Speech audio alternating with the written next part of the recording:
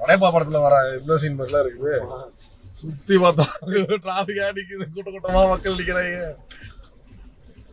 இப்படி தாண்டா போகுது. ஐயோ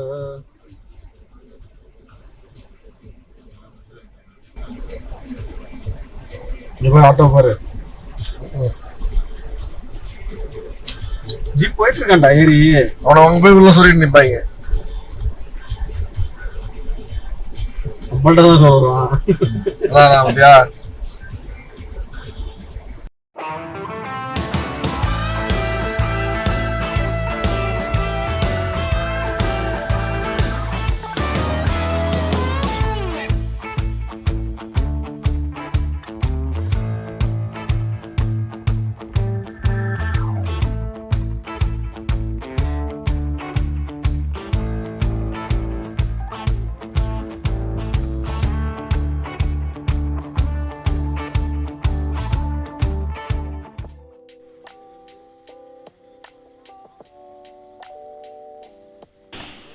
hi viewers, welcome to roam with Jaish.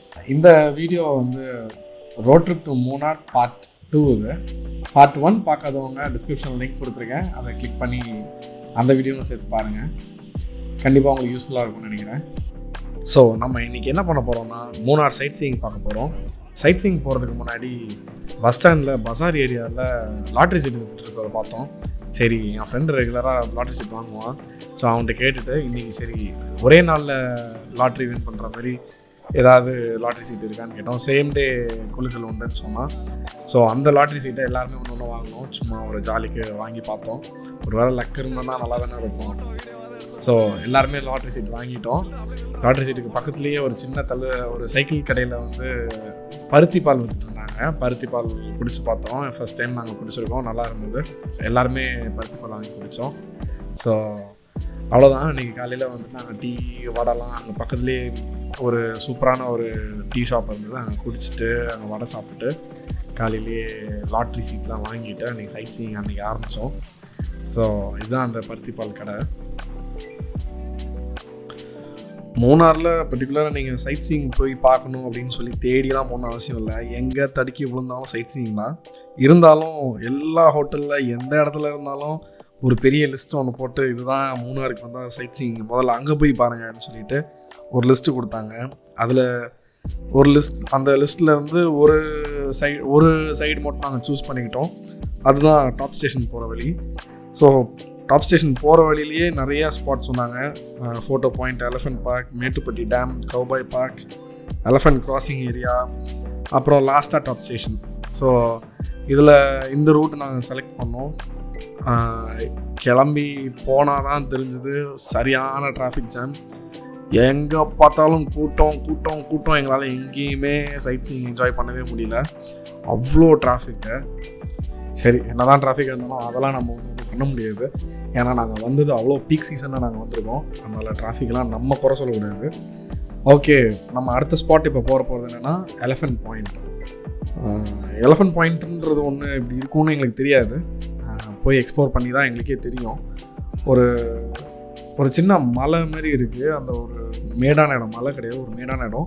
அதுக்குள்ளேயும் டீ பிளான்டேஷன் தான் இருக்குது. ஆனால் எலஃபண்ட்டில் கூப்பிட்டு போய் உள்ளே சுற்றி காமிக்கிறாங்க டீ பிளான்டேஷனை. கொஞ்சம் ஸ்டீப்பான இடம், கொஞ்சம் பள்ளமான இடம்லாம் இருக்கும் போல். ஸோ நாங்கள் உண்மையிலே அது நல்ல என்டர்டெயின்மெண்ட் தான். அது கண்டிப்பாக யாருனாலும் போகலாம். டிக்கெட் காஸ்ட்டும் வந்து பெர் ஹெட்டுக்கு 700 rupees சொன்னாங்க, கொஞ்சம் அதிகம் தான். எங்களுக்கு அதெல்லாம் ஒரு பெரிய விஷயம் இல்லை. நாங்கள் எங்களோட பிளான் என்னென்னா, இந்த மூணார் ட்ரிப் முடிச்சுட்டு நாங்கள் பெரம்பிக்குளம் போகலாம், டாப் ஸ்லிப் போகலான்னு ஒரு பிளான். அங்கே என்னென்னா ஜங்கிள் சஃபாரியே உண்டு எலஃபண்ட் மேலே உட்காந்து.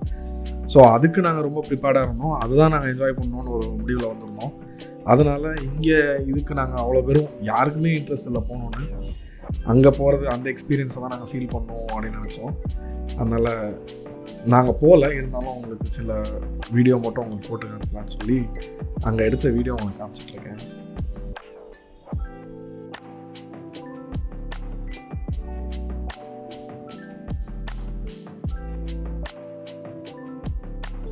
இந்த யானையை நான் ஏன் ரெக்கார்ட் பண்ணேன்னா, அங்கே எல்லாம் நார்மலாக எல்லாரையும் சஃபாரி கூப்பிட்டு வந்துட்டு இறக்கி விட்டு இந்த யானையை மட்டும் தனியாக கூப்பிட்டு வந்தாங்க.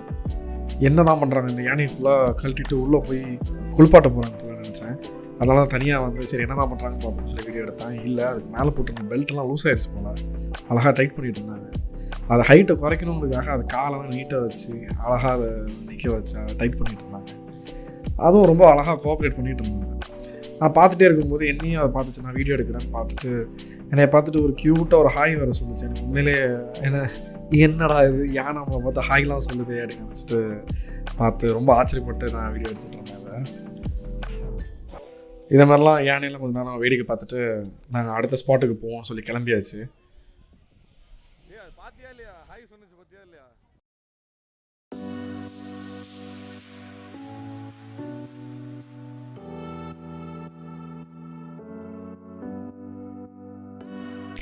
இப்போ பார்க்குறீங்களா, இதுதான் ஃபோட்டோ பாயிண்ட்.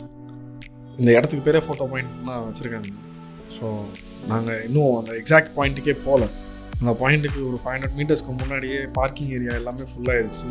கடைகள் ஆரம்பிச்சிட்டு பயங்கரமான கூட்டம். ஐயோ, நான் இந்த இடத்துல நான் நிறுத்தவே மாட்டேன், நிறுத்தி பார்க்கிங் கிடைக்காது, நம்ம இறங்கி பீஸ்ஃபுல்லாக உள்ளே போய் வேடிக்கைலாம் பார்க்க முடியாது, நம்ம போயிடுவோம்னு சொல்லி நாங்கள் க்ராஸ் பண்ணி வந்துட்டோம். அடுத்த பாயிண்ட் நான் எங்கே நிறுத்தினோன்னா மெட்டுப்பட்டி டேம். ரொம்ப பியூட்டிஃபுல்லாக இருந்தது அந்த வியூ பாயிண்ட்டு. இங்கே வரதுக்குள்ளே ரொம்ப எங்களோட எனர்ஜி எல்லாமே எக்ஸாஸ்ட் ஆகிட்டோம், பசிக்க ஆரம்பிச்சிருச்சு. இதில் வேறு எங்களுக்கு ஒரு பயம், போகிற இடத்துலலாம் சாப்பாடு கிடைக்காது, மூணாருக்கு தானே வரணும் அப்படின்னு சொல்லிட்டு நாங்கள் பயந்துகிட்டே போயிட்டு இருந்தோம். ஆனால் இந்த இடம் ரொம்ப அழகாக இருந்தது. உள்ளே வந்து வாட்டர் ஸ்கீயிங்லாம் பண்ணிட்டு, வாட்டர் ஸ்கீயிங் இல்லை, மோட்டோ பைக் இது சரியாக தெரியல, ஐம் சாரி. இதில் போயிட்டு இருந்தாங்க. ஆனால் கண்டிப்பாக அந்த க்யூவில் அந்த க்ரௌடில் நின்று அந்த வாட்டர் பைக்கில் போகணுன்னு உண்மையிலே எங்களுக்கு ஐடியா இல்லை. ஆனால் நல்லா வேடிக்கை பார்த்தோம், நல்லா இருந்தது, ரொம்ப அழகாக இருந்தது இந்த இடம். இது ஒரு வேலி மாரி இடம், சுற்றி அந்த மலையை பார்க்குறது ரொம்ப அழகாக இருந்தது. அது அவ்வளோ ரசிக்கலாம், அந்த இடத்த பார்த்துக்கிட்டே இருக்கலாம். ஸோ அது வந்து மூணாரோட மிகப்பெரிய ப்ளஸ். எங்களுக்கு அவ்வளோ என்ஜாய் பண்ணி பார்த்தோம் ஒவ்வொரு இடத்துலையுமே.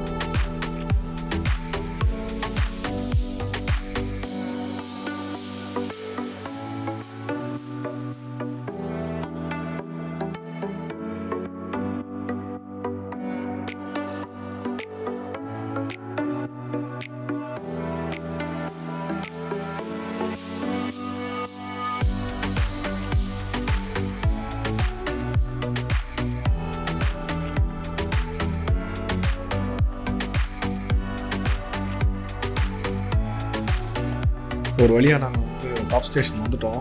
டாப் ஸ்டேஷன்லேருந்து அந்த வியூ பாயிண்ட் அந்த டவருக்கு போகிறதுக்கு கொஞ்சம் நடந்து போகணும். அந்த வியூ எப்படி இருக்கும்னு நான் உங்களுக்கு இந்த மேப்லேயே காமிக்கிறேன். ஐம் சாரி, நான் நான் வீடியோ எடுக்கலை.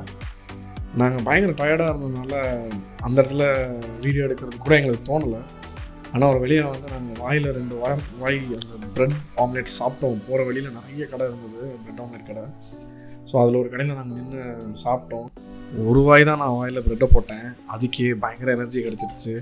அப்போ நான் உட்காந்துருந்த இடத்துலேருந்தே அந்த கடையிலேருந்து ஒரு வியூவை நான் எடுக்கணும்னு சொல்லிட்டு அந்த வியூ எடுத்தது. ஒரு வழியாக நாங்கள் எல்லா வியூ பாயிண்ட்ஸையும் பார்த்து முடிச்சிட்டோம். அப்பாடா பார்த்து முடிச்சிட்டோம் அப்படின்ற ஒரு ஃபீலிங்கில் தான் வந்தோம். உண்மையிலேயே அது ஒரு சந்தோஷமாக இல்லை. ஆனால் ரிட்டர்ன் வரும்போது நல்ல வேலை டிராஃபிக்கே இல்லை. நாங்கள் ரிலாக்ஸ்டாக இதேமாரி சுற்றி வேடிக்கை பார்த்துட்டே வந்தோம். கண்டிப்பாக அதை வந்து வீடியோவில் காமிச்சே ஆகணும், அவ்வளோ அழகான இடம் இது. அதனால் கொஞ்ச நேரம் இந்த வீடியோவும் பாருங்கள். ரோடு முழுசும் இதே மாதிரி தாங்க இருக்குது. இதில் எதுலேயுமே அந்த இடம் நல்லா இல்லை, போர் அடிக்குதுங்கிற மாதிரிலாம் இல்லை. அவ்வளோ அழகான பிளான்டேஷன் ஏரியா ஃபுல்லாகவே.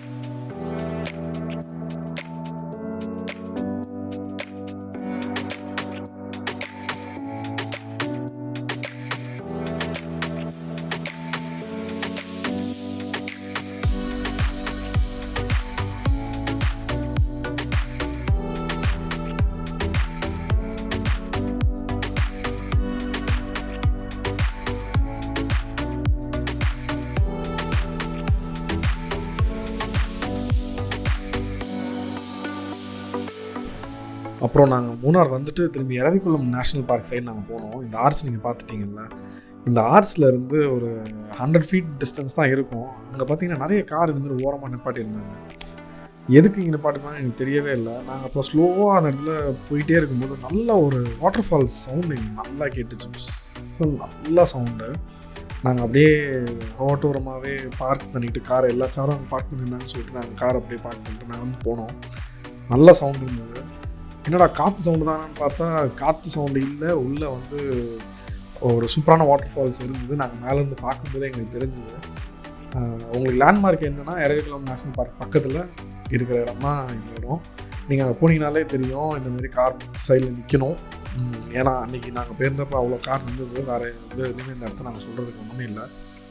ஸோ அப்படியே ரோட்டோரமாக பார்த்துட்டே இருக்கும்போது உள்ளே அப்போ வந்து வாட்டர் ஃபால்ஸ்க்கு போகிற வழி தான் இது. இப்போ நிறைய பேர் வந்து இங்கே காரை பார்க் பண்ணிவிட்டு வாட்டர் ஃபால்ஸ்க்குள்ளே போயிட்டு குளிச்சுட்ருக்காங்க அப்படின்னு நினச்சி தான் இருந்தோம். ஸோ எப்படியா இந்த இடத்த கண்டுபிடிக்கணுமே அப்படின்னு சொல்லிட்டு நாங்கள் நடந்து அங்கேயும் இங்கேயும் நடந்து போகிறோம். எங்களுக்கு அந்த வாட்டர் ஃபால் போகிறதுக்கு ஒரு வழியே தெரியல. அப்படியே நாங்கள் பார்த்துக்கிட்டே இருக்கும்போது என் பையன்தான் திடீர்னு ஒரு சின்ன இடத்த காமிச்சான். அப்பா இங்கே போதுப்பா வழி, இந்த வழியோடி போவோம் அப்படின்னு சொல்லிட்டு காமிச்சாங்க. அடி இதிலலாம் போனால் எங்கேயாவது பாம்பு வந்து குத்திரும், நான்லாம் வரவே மாட்டேன் இருந்துச்சு. ஆனால் ஃப்ரெண்ட்ஸ் தான் கூட இருந்தாங்க. அதெல்லாம் கிடையாது, எல்லாம் நாங்கள் போகிறோம், வேணா நீ வரியா அப்படின்னு சொல்லி கேட்டாங்க. சரி போவோம் அப்படின்னு சொல்லிட்டு பார்த்தா உண்மையிலே அது பாதையாகவே தெரியல. என்ன தைரியத்தில் நாங்கள் வந்து, ஏன்னா அந்த இடத்துல என்ன இருக்கும், அங்கே வந்து லெப்பர்டு இருக்குமா, தேள் இருக்குமா, பாம்பு இருக்குமாங்கிறது வந்து எங்களுக்கு தெரியாது.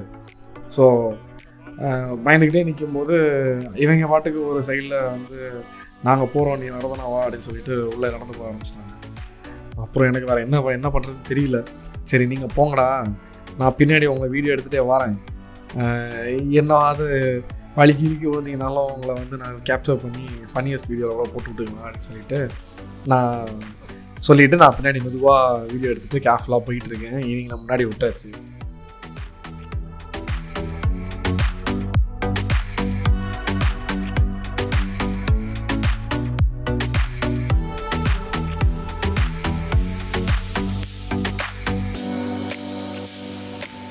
ஒரு வழியாக நானும் கொஞ்சம் மனசில் தைரியத்தை வர வச்சுட்டு உள்ளே நடக்க ஆரம்பிச்சிட்டேன். மேலேருந்து பார்த்த நேரம் ஒன்றும் தெரியல, உள்ளே என்னென்ன மரம் இருக்குன்னு கூட தெரியல. உள்ளே போய் அந்த மரம் எல்லாம் நமக்கு தெரியாது. இது ஆனால் நிச்சயமாக டீ பிளான்டேஷன் இடம் கிடையாது, ரா ஃபாரஸ்ட் ஏரியா தான் இது. என்னெல்லாமோ செடியெலாம் முளைச்சிருந்தது. அதுக்குள்ளே யார் நடந்து போய் அந்த பாதை க்ரியேட் ஆகிருக்குன்னு தெரியல. ஆனால் ரொம்ப ஒரு ஆள் நடந்து போகிற அளவுக்கு ரொம்ப சின்ன பாதை தான். அதுவும் அது ரொம்ப ரீசெண்டாலாம் நடந்து போகிற மாதிரி தெரியல. ரொம்ப முன்னாடி யாரும் நடந்து போய் அந்த இடத்துல பார்த்து க்ரியேட் பண்ணி வச்சுருந்துருக்காங்க. நாங்கள் அதில் பாட்டுக்கு நடந்து போகிறோம். கண்டிப்பாக அதில் எந்த டைப் பாம்பு இருந்தாலும் எங்களுக்கு தெரியாது. நாங்கள் தைரியமாக போயிட்டோம், அவ்வளோதான்.